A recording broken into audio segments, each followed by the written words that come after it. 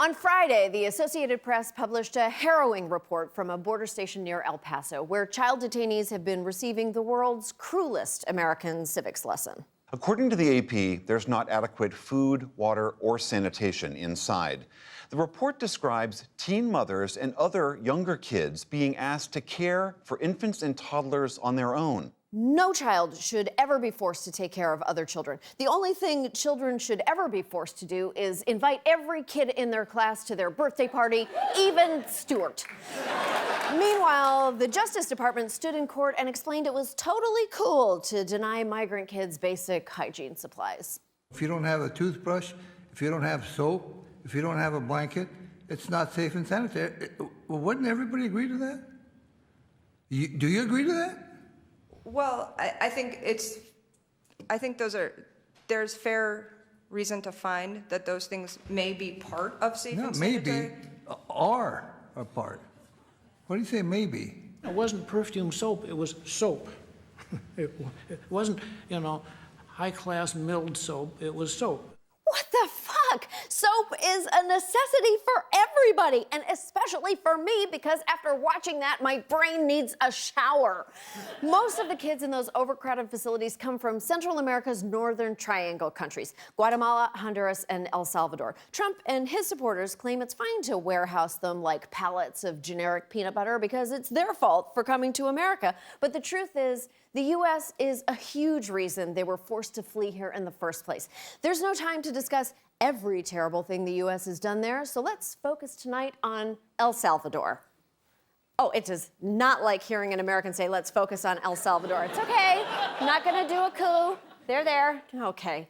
El Salvador has reason to be scared. For decades, in conflict after conflict, we backed whichever side said communism was bad and gave us good deals on coffee. Hence the popular mug slogan, don't even talk to me until I've had my morning coup. In the 1980s, we poured billions of dollars into El Salvador's military. Our generous aid helped turn El Salvador into a war-torn hell, largely because the Gipper told us to be terrified of commies. Central America is a region of great importance to the United States, and it is so close. San Salvador is closer to Houston, Texas, than Houston is to Washington, D.C. Central America is America. It's at our doorstep, and it's become the stage for a bold attempt by the Soviet Union, Cuba, and Nicaragua to install communism by force throughout the hemisphere. In conclusion, we must bomb Houston. God bless America. Where's Nancy? Did she squash that whole AIDS thing yet? The U.S. trained Salvadoran troops who then massacred tens of thousands of people. It was one of the longest and bloodiest civil wars in Central America, and a case study in Cold War politics, with the U.S. bankrolling the Salvadorian government against the left-wing guerrillas. The U.S. kept backing the Salvadoran military even after they brutally assaulted and murdered American missionaries. The infamous El Mozote massacre, in which the army murdered over 800 civilians, was carried out by commandos trained in the United States. When we stomped out communism, we also stomped out pretty much everything else. For many civilians, getting the hell out of El Salvador became a matter of life or death. Salvadorans fled to the United States in the 1980s, just in time to escape America's next intervention, Arnold Schwarzenegger's repeated attacks on Central America. Many of the migrants wound up in Los Angeles, where some younger Salvadorans would wind up in street gangs. Over time, these gangs would turn into a term spoken or more often screamed by our president. Rough, tough MS-13 gang members. The vicious gang, MS-13. MS-13, MS-13. The menace of MS-13. That's right. President Trump's favorite foreign threat was made in the USA, unlike his ties and two-thirds of his wives.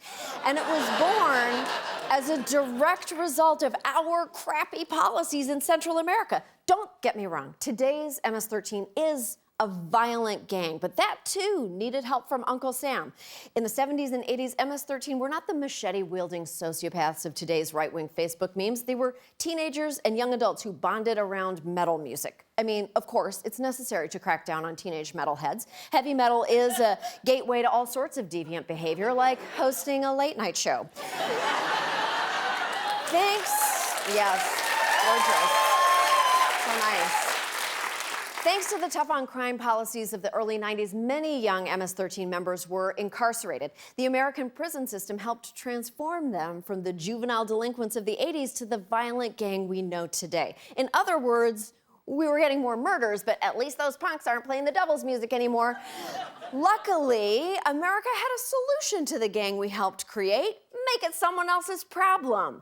The Illegal Immigration Reform and Immigrant Responsibility Act of 1996 allowed America to deport immigrants convicted of crimes. Gang members brutalized by American prisons were now sent back to El Salvador, the country we helped make unlivable in the first place. It's the circle of life, except death. Suddenly, MS-13 members were America's most deadly export next to corn syrup.